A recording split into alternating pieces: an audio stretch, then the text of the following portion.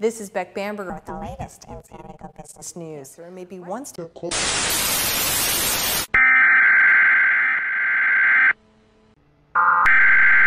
We interrupt our program to bring you this important message.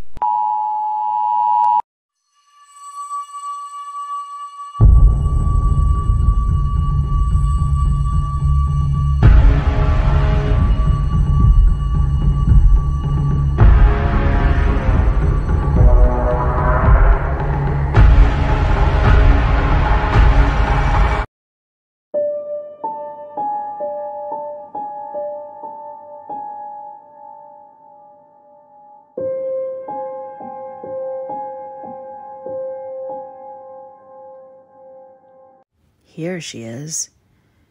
Gary slowed the van to a crawl as it entered the cluster of buildings that comprised Prayer Town.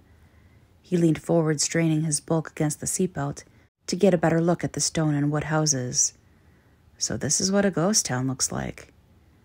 Beth was huddled deep into her seat, as though pulling back could physically move her away from the deserted buildings. She glared at the dashboard resolutely. Great, you've seen it.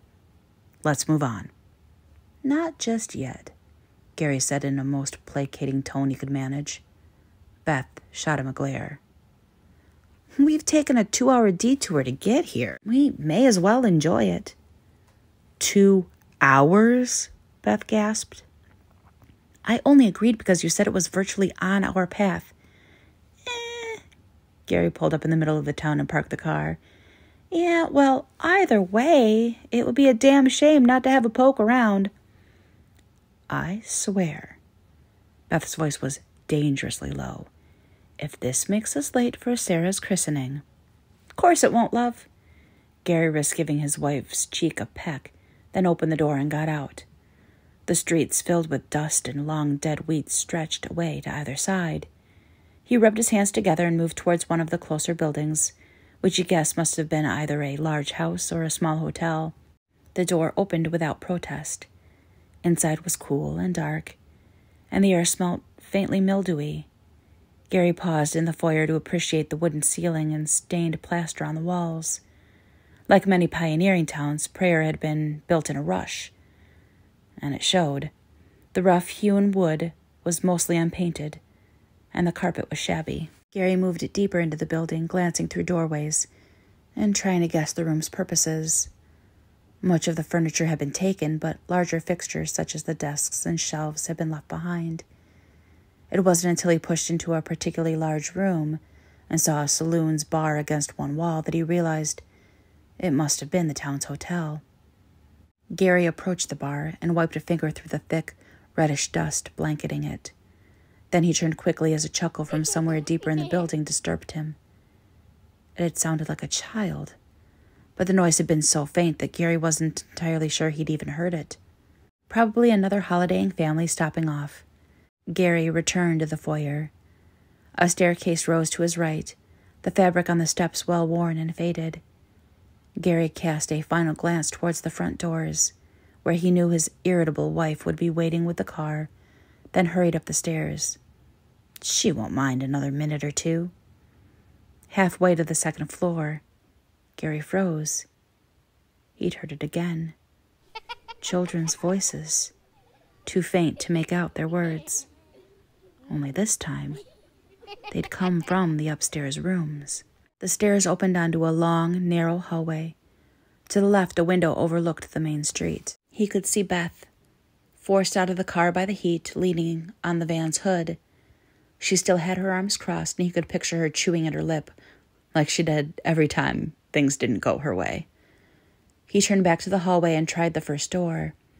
It opened into a classic hotel room, and, to his surprise, much of the furniture was still intact. The bed, the mattress, and even the bedside table were still in place. If someone wanted to come in here and haul away the furniture, they could make a small fortune pawning it at a local second-hand store. Laughter echoed through the hallway, and Gary swiveled as the shock sent his heart rate up. The sounds were closer than they had been before. One of the children seemed to be singing. Gary tried to make out the tune, but he didn't recognize it. Suddenly uncomfortable in the deserted hotel, Gary moved back into the hallway.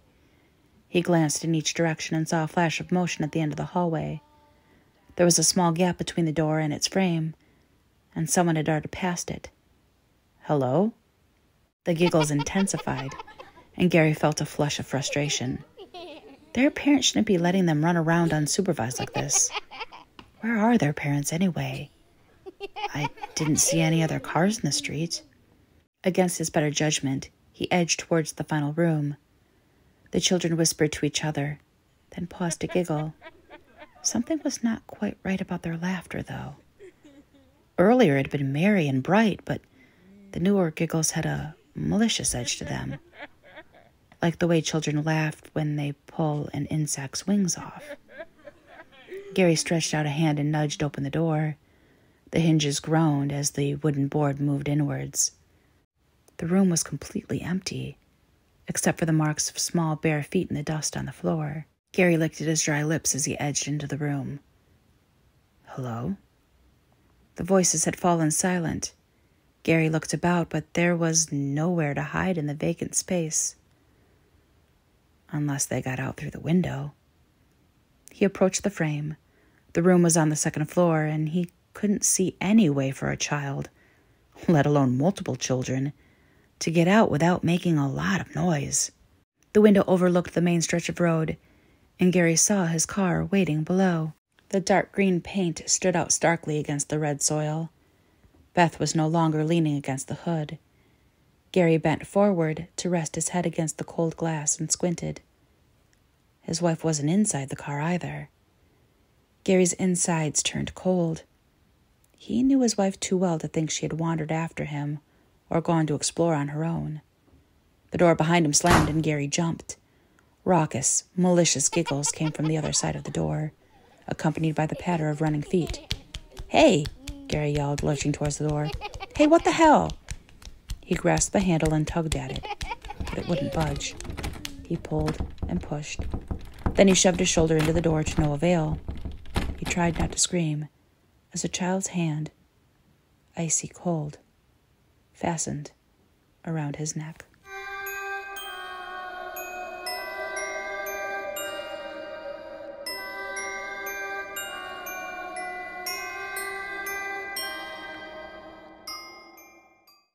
And now a word from our sponsors.